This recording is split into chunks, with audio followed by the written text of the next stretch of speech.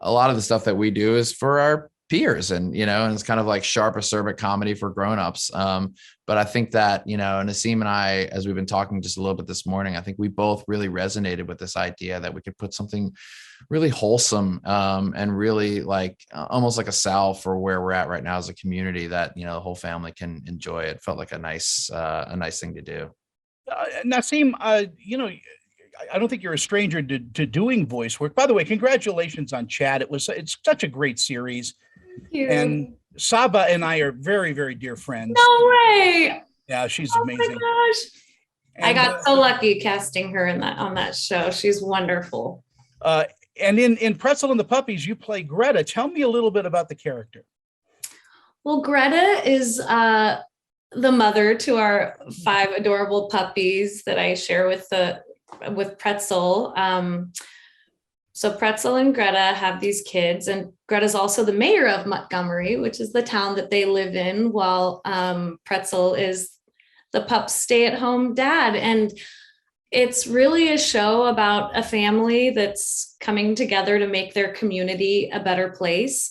I really love how she's kind of this badass. She's got this big, important job, but she's also very loving and nurturing. And together with Pretzel, they really empower their kids to,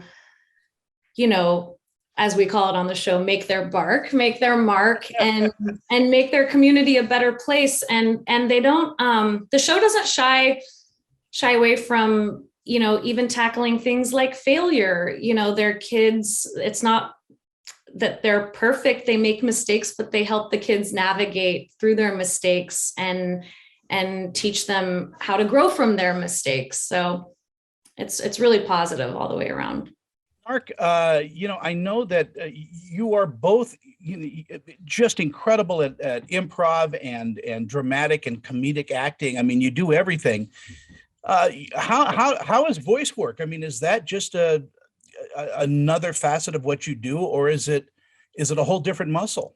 It's really fun and exploratory for me. I've done a little bit of it. I play a voice on my friend Nick Kroll's show, Big Mouth. But I don't do a lot there. And so, I didn't walk into this thinking like, well, this is something I'm really trained in and know how to do. It was definitely from more of an insecure place of, let me explore this and see how I can kind of fit in. And it was really fun, and I think for me, one of the most fun parts was that we were doing this in the middle of the lockdown. And so we weren't able to be in production on anything.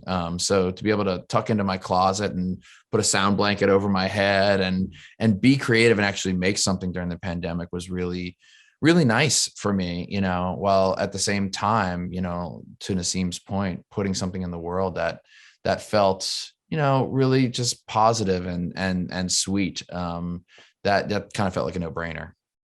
And that's, what this is all about, is that it is a gentle education too. I mean, you guys talk about diversity and loving yourself and understanding other people's problems. It is just so needed right now, Nasim.